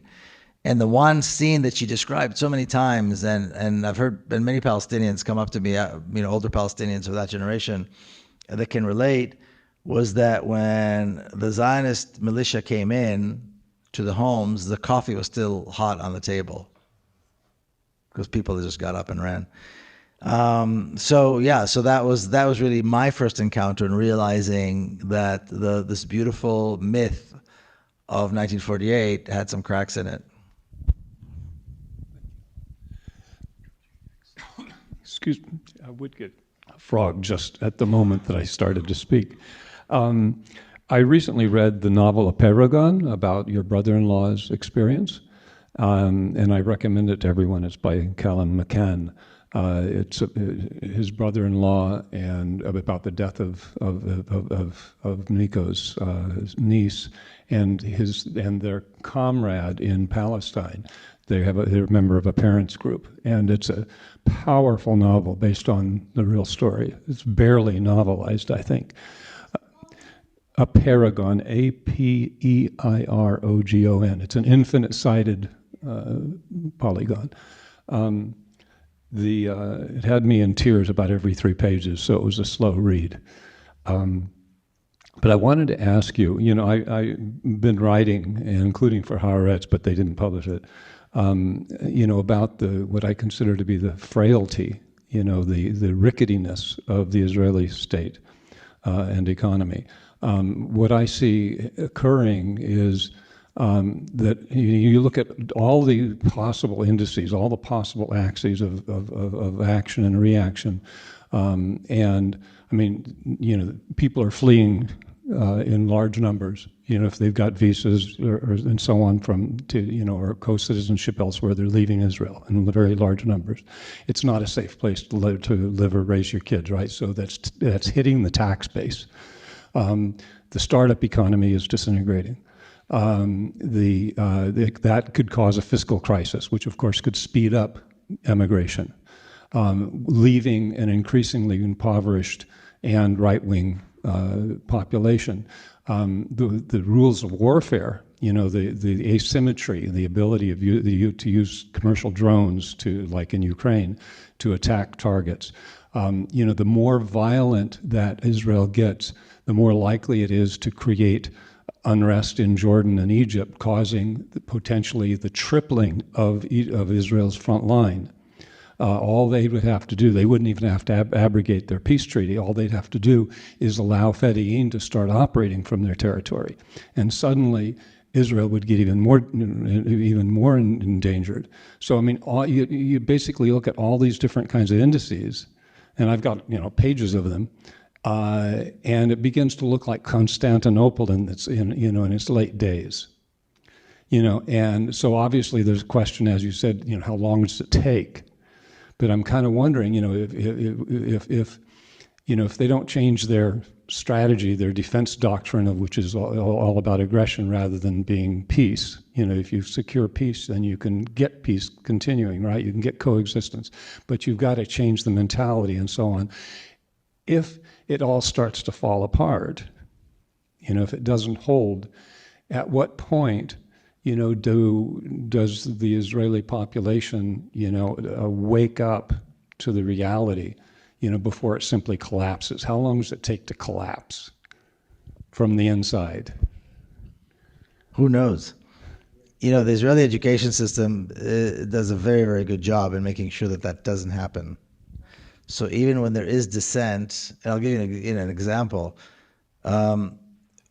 the protest of 2023, the anti-Netanyahu protests, probably one of the most dramatic moments in that protest was when Israeli fighter pilots refused to show up for training. They have to, they have to have a certain number of hours, and they train every week. These are reservists. I'm talking about reservists. And even as reservists, they have to show up every week for training. And a group of them, or rather large group of them, or large enough group of them, was saying, we're not going to show up for training because protesting for democracy is more important. And this is unheard of in Israeli society. I mean, these are the cream of the crop, of course, the most privileged of the privilege of Israeli society. And then there came an opportunity to attack Gaza. They all lined up. They all showed up. They couldn't wait to get in that cockpit and drop bombs on civilians in Gaza. So even these, I don't think they're dissenters, but they kind of call them kind of dissenters, are just fake. So I don't know that waiting for Israel, I don't believe Israeli society is ever going to change until the day after. I think we all know this, like after, the end of World War II, suddenly there were no Nazis in Germany, nobody was ever a Nazi. After apartheid, South Africa fell, everybody just, couldn't stop saying how wonderful Nelson Mandela is. They loved him all those years. It was all a big misunderstanding, all that kind of stuff, right? So that's going to, After Jim Crow? Of course. So, I mean, that's what typically happens. So it's going to but it's going to happen the day after. And I think a lot of it has to do with how the day after is constructed and what happens, politically, and what the vision is, and so forth. But Israelis are going to wake up the day after, and they'll probably have a Palestinian prime minister, and their kids are going to go to school with Palestinian kids, and they're going to have Palestinian teachers, and the sky is not going to fall. I think they're going to be much better off, quite frankly. I think Israelis are going to benefit from this tremendously, from the vision of from a free Palestine. But it's not, I don't believe it's going to happen until the day after, until they've been hit hard enough, they're on their knees, and that's it. It's like the whites in South Africa, there was nowhere to go. That was it. They were done. And then, again, they had Nelson Mandela as president, so,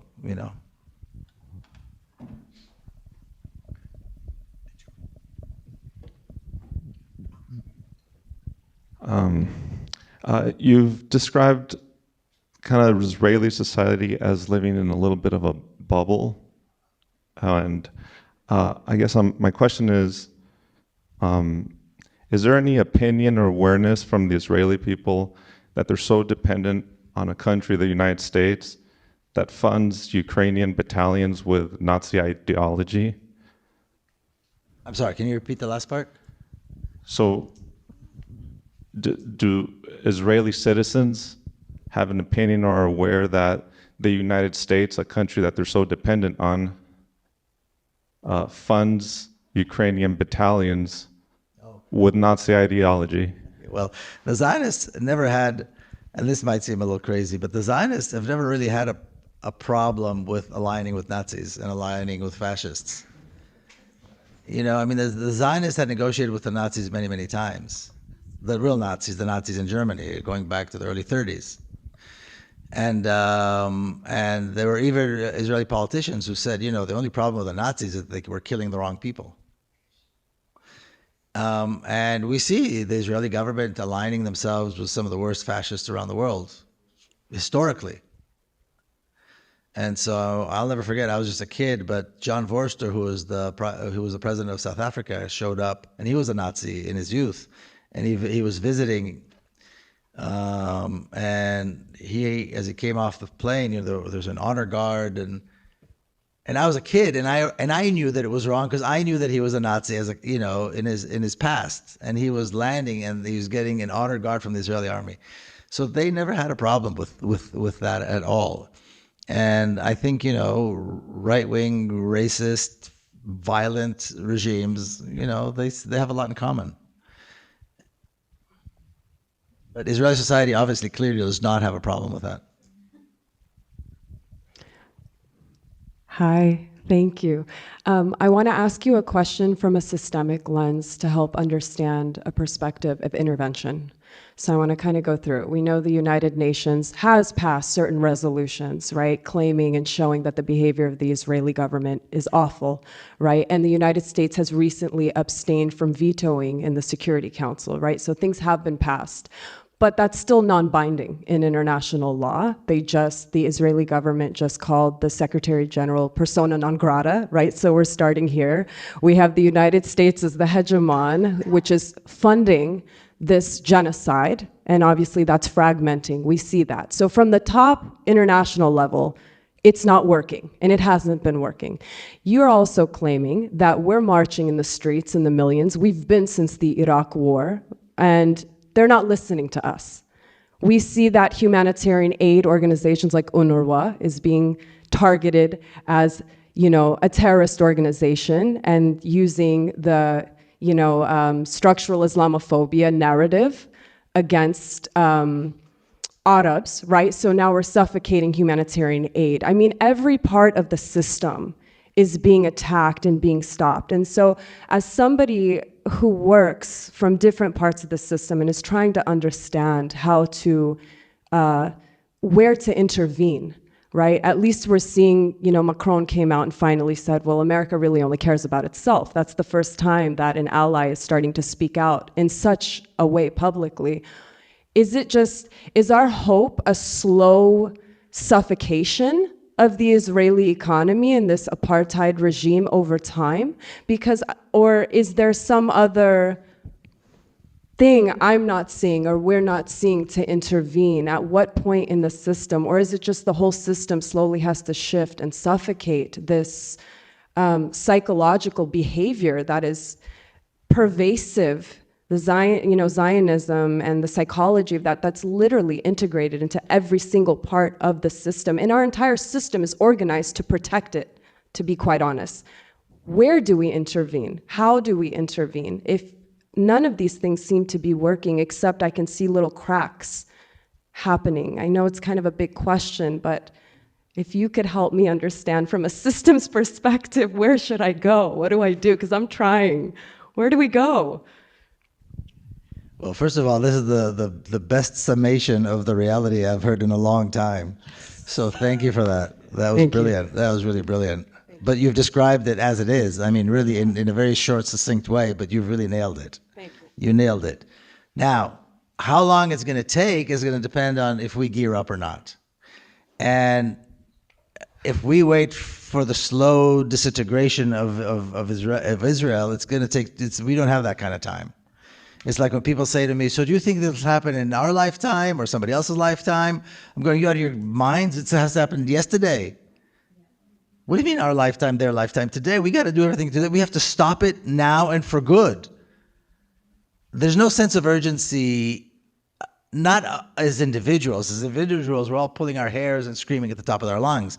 But as and I use the word movement, because we're not really a movement, but the so-called movement, our side of the issue, we don't gear up. We're not geared up. We're still talking one state, two state. You know what I mean? We should be so far beyond this conversation. We should be at a point where we are strategizing and putting together, how are we going to attack this thing? We show up to a gunfight with roses. We're not geared up. We're not gearing up for the fight that is needed to fight this thing. I'm not talking about weapons. I'm talking about politically, and that's, I think, part of the problem. So your analysis, if this is exactly what needs to be written and put in front of people, say, okay, so see this is what we're facing. Now let's gear up. And we see it across the board. There's so many examples. I mean, I don't want to point to examples because I don't want to make anybody uncomfortable, but there are so many examples where we've had opportunities to show up and bring the other side, reduce them to the size that they deserve to be. And we just didn't do it because we weren't prepared, because we weren't, you know what I mean? So the problem is that basically we're not geared up for the fight that we need to be geared up for. And until we do that, that structure that you described is going to be the reality. And we can't afford to wait. And that's precisely one of the reasons, or one of the main reasons, that we decided to create the Palestine House of Freedom. And I'd love to chat with you about that, because what you describe is precisely what we need to do. Is we need to take that and we just sit together and we say, okay, we need to put together a strategy as soon as humanly possible to defeat that and to change that, or else it's never going to end. And we can't allow this reality to continue. We can't allow Palestinian children are dying in Gaza from sepsis, from cuts in their feet. I don't know if you heard this. I'm gonna kind of veer off here for just a minute, veer off this topic. So there's this, there are nurses and doctors that were until recently able to go there on medical missions. And this one nurse, she goes by Nurse Lana. She lives in Virginia, and she describes like the first day she showed up to the hospital. And I'll tell you in a minute why I'm telling this story. And she's a nurse, so you treat a patient, and then when they're done, you give them discharge orders.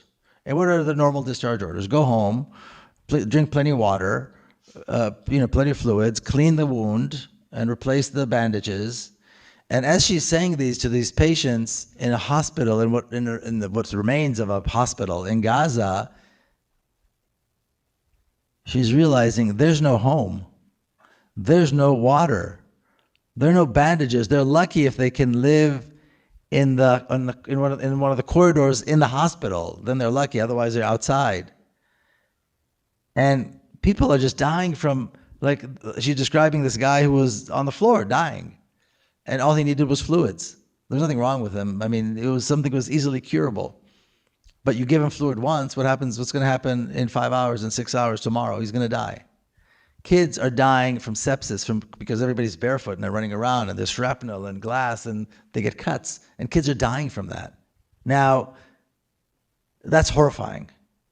What makes it more horrifying is that 5 minutes away from there, 5 minutes outside of that concentration camp, that, by the way, needs to be liberated, just like the camps after World War II were liberated. 5 minutes away from that, people live like this. I mean, there's water, there's a child not having antibiotics right away when there's a problem, somebody dying for lack of fluids. That doesn't happen. You've got the best medical facilities, you've got electricity, you've got everything you want. 5 minutes away, just on the outside of the concentration camp. So the way it relates to what I was going to say to you is we can't afford to wait. These kids are dying, never mind, the whole thing could have been preventable, but the next death could be preventable. But we're not showing up, geared up. We're not gearing up for the fight to fight what you described, that reality. And that's the biggest problem, I believe. And that's, again, why we created the Palestine House of Freedom. And we can chat later if you want, and ways to do that. I would love to. So it sounds like what you're saying is the intervention is literally writing this whole thing out visually, so you can figure out all the places where intervention need to happen, and then everybody picks a place and it's in one document, and then people know where they insert themselves, and you just and there are a lot of good people working on this, and there are a lot of great organizations that are doing things, but I just don't think we're working cohesively enough, and I don't think we are gearing up for a fight. Can I say two quick things? Can I say two quick things? So one, all the arms that the U.S. ships to Israel is illegal. It's just that nobody has pressed that issue. So all the arms that are going to massacre predominantly civilians, even though the Israelis always have some plausible excuse that they're targeting things, it's totally illegal. So that's a major wedge. The other thing I have to say, and this is for the future, there's fundamental dissimilarities between apartheid in South Africa and Israel. I'm not talking about in terms of the content of the people. I'm talking about what led the regime to change. There's fundamentally a rising black proletariat in Africa, in South Africa. So workers were getting increased structural power, and the situation in Israel is totally different. So I think that we have to be very cautious about using that model as something that's going to lead to a democratic state in Israel, because the structural situations are fundamentally different. And that's something that really needs to be pressed. I think that the movement could be doing a lot more to target the arming of Israel. We continue to arm Israel. It's all illegal under US law, but that wedge has not been pressed. Something to do. The other thing is that I think that, one of the things you talk about in your book is nonviolence. I don't think there's a violent solution to this conflict. That's the road to abyss, and that's where we're headed right now. In South Africa, Mandela never renounced the use of violence. He said they said they would let him out of jail if he did it. He said, I'm not going to do it because it's an apartheid regime. But the predominant strategy of the African National Congress was not violence. It was a nonviolent strategy. And I'm not saying that's going to work in this situation, but certainly the other thing is just escalating into oblivion, in my personal opinion.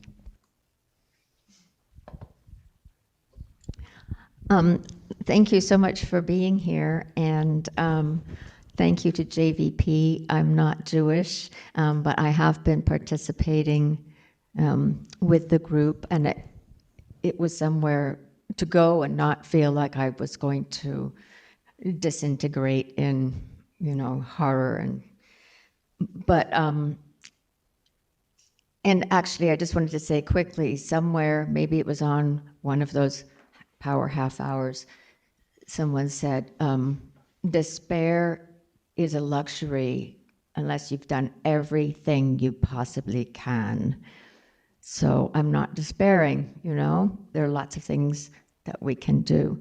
But my question is, and I've been writing this when I write emails to the White House, which of course don't do anything, but who is going to pay? Who is going to pay this restitution? Is there going to be a Marshall Plan? Because the problem is, maybe Israel has a bunch of money, it has a lot of wealth somewhere, but this is going to cost what comes above trillions of dollars. It's a lot. And I'm trying to tell our representatives in Congress, look, every time you send $200 million worth of money there, you should be putting it into a fund, because we are complicit. Somebody's going to have to pay. I know the US is the big bully, it doesn't ever have to actually pay the consequences, but what do you think?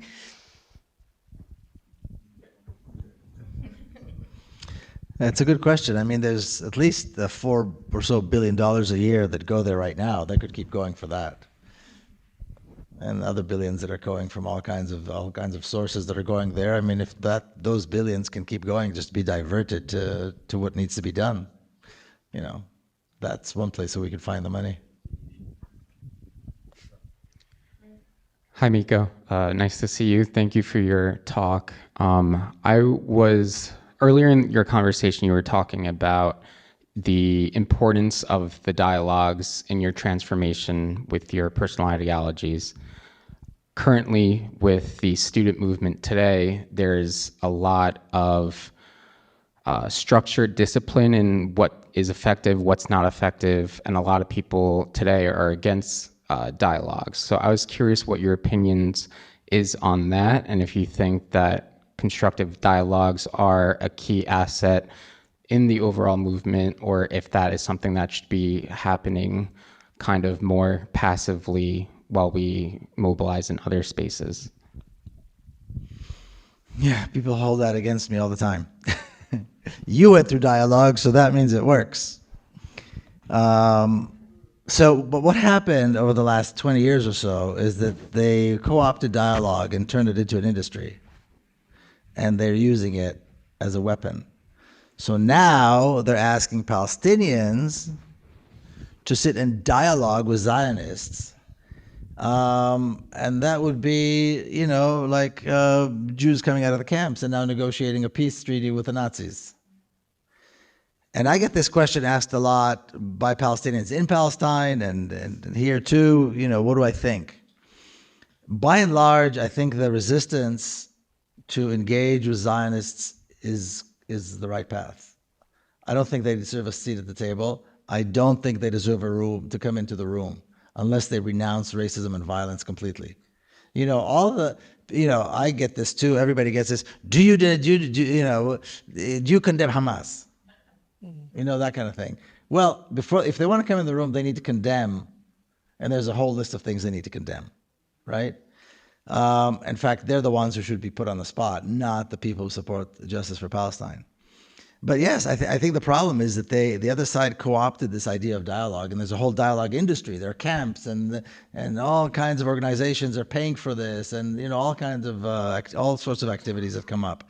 And I think there should be zero tolerance to Zionism. Now, what I knew and what was going on more than 20 years ago, and what's happening today is there are differences. It's not the same thing.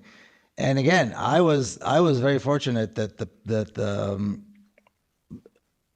the people in the group that I was participating in were very welcoming and open. But I'm one of many that stayed. Many left because they didn't want to face that kind of real conversation, which eventually led everybody to become an activist. Everybody was activist.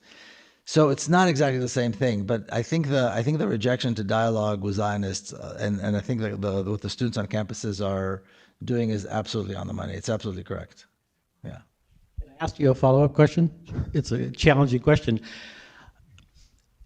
If that was the case, then you wouldn't necessarily have had that transformative experience, because until you were confronted in a situation, and I'm not talking about the movement, I'm just talking about your personal experience, until you were confronted after being accepted in this group with information that really challenged you, that you disbelieved, but you had enough of a basis of trust and dialogue to ask your brother, right, and you didn't leave, then you wouldn't have been sent on this life of activism.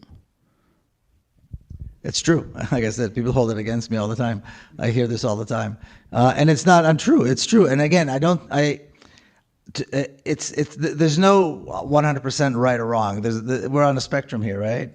And the level of the conversation, I suppose a lot of it depends on what exactly happens within the dialogue. What are we dialoguing about?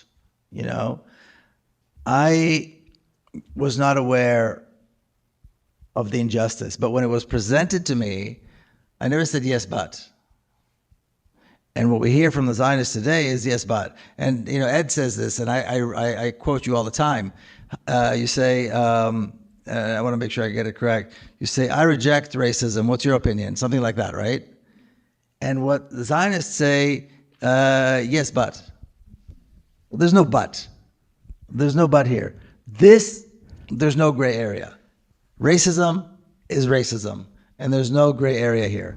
So I never, when I was confronted with this, I never said yes, but, or you guys are lying. That never even occurred to me. I went to investigate, and I found that what they were saying is true, and there was no excuse. I rejected it completely, and I think I had an advantage because I was already part of the way there, you know. So the issue was being presented with the reality, with the facts, not whether or not it was justified. So if you take Benny Morris, for example, he says, yes, it happened, but it was all justified. Yeah. Okay, that's not acceptable. That, you know, that should be rejected completely. So again, I suppose there's a spectrum here. There's no yes or no. But again, going back to the students' position on this, they keep trying to get the students to go to Hillel House and to sit with and do Shabbat and do this and kind of, and then they have to justify and then they have to condemn Hamas. You know what I mean? That context, it should be completely rejected, I believe. Another challenging follow-up. So I was in this very room where Roy Brooks was a very, very famous civil rights lawyer, teaches at the law school here, and he was saying, he doesn't talk to people who are racist, that he rules out, So being the natural contrarian I am, I raised my hand, I said, what about Lincoln? He said, yeah, but Lincoln changed. I said, but that's exactly my point. Lincoln was racist, but he was fundamentally against slavery. He wasn't an abolitionist, wasn't going to do anything about it. But he changed, like you changed, and like other people changed. So it's just something that's challenging for us.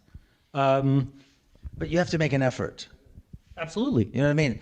The dynamics right now, the dynamics need to change. The dynamic needs to change. Right now, they think they have a right to be the racists and supporters of genocide that they are, and anybody who supports the Palestinian struggle or resistance needs to justify themselves. That dynamic's got to change, and I think you have to put in place some extreme measures to change it. Now, if somebody's sincere and they show up and they listen, that's different. But they're making the effort. The effort has to be on the side of the person who comes from that racism and demonstrate that they're actually willing to do this.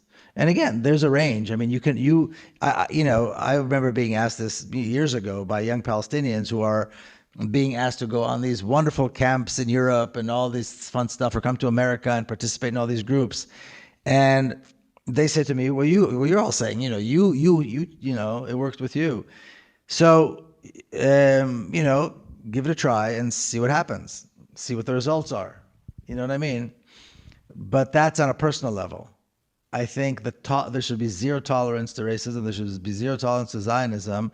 At the same time, if you want to engage with somebody and you feel that there's sincerity and there's something that's happening there, and the dynamics are changing, then that's okay. So again, we can't be Bolshevik about it, is what I'm saying.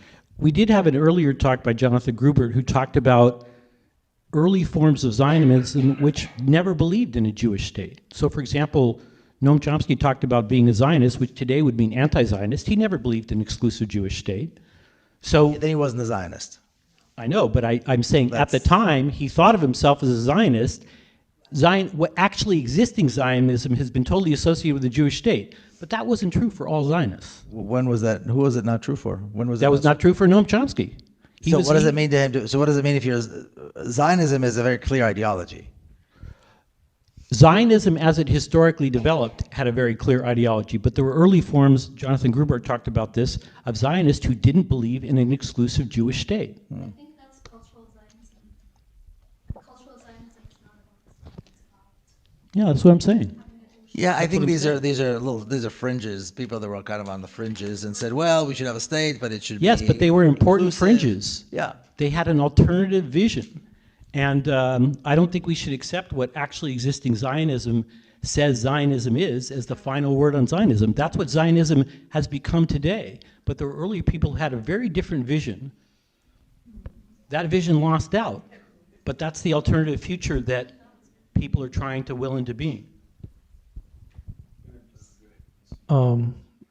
Thank you so much, Miko. And thank you for all the organizers, John and everyone. And also, I would like to remind everyone to keep the people of the state of Florida in your thoughts and prayers as they are facing, at this moment, a severe hurricane over there. May Allah protect them. Ameen. My question is about Abraham Accord. About who? Abraham Accord? Abraham. Okay, Abraham. Somebody Abraham, so I don't know. Or Ibrahim Accord. So we have seen what happened during the Trump era, how Kushner pushed for, the normalization of some Arab states, and then all of a sudden, with the beginning of the Al-Aqsa flood, everything stopped.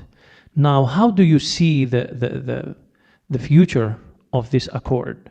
I mean, how do you see the reaction of these governments who, in my opinion, betrayed their own people by doing that?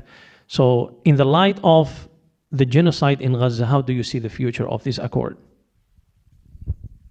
I think to begin with, I don't think that the Accords had a future to begin with.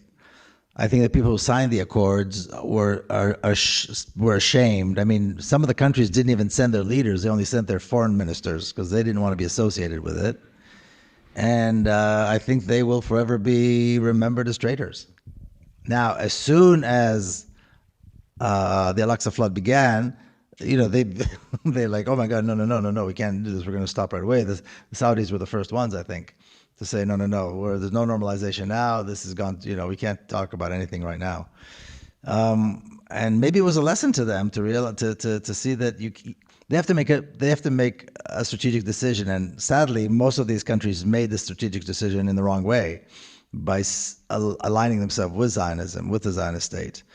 But if you're going to support Israel, this is it. I don't know what they expected. Did they think this was not going to happen? I mean, many of us 2-3 years ago were saying this is going to happen. I just saw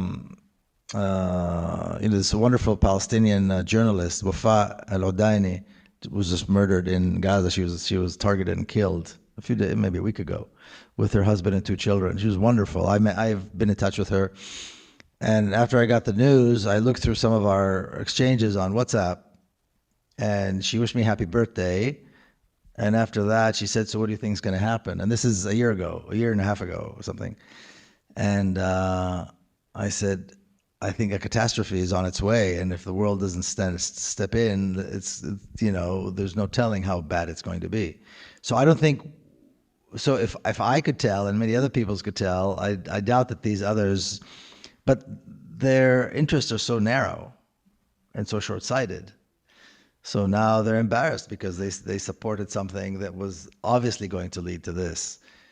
What they're going to do now, I don't know. I think there's still cooperation between these countries and the Zionist state. I'm sure that's still going on, but they put themselves in an impossible position. So whatever's happening to them now, they deserve it. Maybe a last question, and I'm going to pass it to this gentleman because he hasn't had a chance to this. So despite all the international and humanitarian laws that the U.S. breaks, it still does everything it can to distance itself from its crimes through plausible deniability and all sorts of other things. But we saw the U.S. government's response when the ICC and the ICJ issued their findings within the last year. And you mentioned the legal aspect of our material support for Israel's crimes. And when we hear about ceasefires and arms embargoes, we never hear about accountability for those that are responsible for these crimes. What additional, we've seen what the ICC has done, but what additional legal avenues and legal groups are available that we can work with that can push the issue through legal systems? There are all these attempts to criminalize or to sanction, but they're very small right now. I don't think anything major is going to happen until the apartheid state collapses. So for now, they're protected. They are war criminals of the worst kind. There's no question about that. And when apartheid falls and Palestine is free, I dream of the day that I see all these guys marching into their cells in jail. Whether or not that happens is a whole other issue. But I don't know that, I don't know much about it, but to be honest, I don't see anything happening again on that front, seriously, until the whole thing collapses, really. And then it'll be great to see if because even after regimes fall, it's rare that the ones responsible for the crimes of the regime actually go to jail. It's not easy to do, even after regimes fall. But we'll see. There is one quick thing in response to your question. The U.S. argued at the International Criminal Court that the occupation was in Israel's security interest. That is insane and totally outrageous. It made this argument in the context of what's going on now. Are they kidding me? The occupation's totally illegal under every measure of international law, and that the U.S. was defending it. And it says it wants the occupation to end. Totally ridiculous. So a lot of pressure could be put on the U.S. about that. Follow the law. Miko, we're going to have to wrap it up. This could go on all night, but if there's anything that you want to say in closing, please do. And Tom as well. Well, something that was said here about despair is a luxury that we can't, it's a luxury that we can't afford. I mean, Palestinians are still fighting in so many different ways. And trying to resist even by existing, that there's no excuse for us. We should be doing everything we possibly can, full force, putting our minds, our bodies, 1,000% into this. This is the moral issue of our time. Our kids, our grandkids are all going to ask us, what have you done? Where did you stand? What did you do? And we need to be there. Not just for them, of course, but for Palestine, for Palestinians. We need to be there. We need to end this. And we need to end this as immediately as possible, as quickly as possible. And so I want to invite everybody to gear up for a fight and to figure out together where it is and how it is that we can be most effective. Because right now we're not very effective. I mean, we're growing, we're doing better, but we're not as effective as we can be. If, despair is natural, especially when we see so much death and destruction, and the sense of helplessness is obvious, we all feel it. But we don't have a choice. We have to get up and we have to do everything we possibly can, and we need to end this as quickly as humanly possible. So let's all get up and do that. Thank you.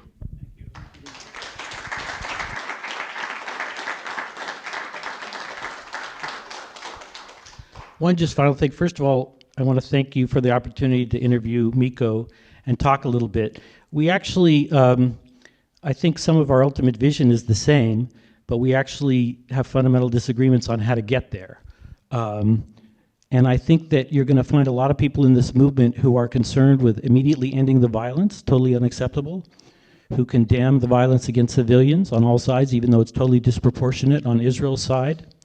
And I think that the movement has to include a robust dialogue to figure out how do we end this nightmare. Friends of mine who worked to end the Vietnam War, and Noam Chomsky talked about, it was like knocking on every door, because we don't know what's going to work. And what's happening now is totally horrifying, totally unacceptable. It's going on for a long time. So we have a long work to do about education, and it's going to take a lot of humility and a lot of dialogue and a lot of activism. And I look forward to being a part of it. And I want to thank Miko for coming and talking to us.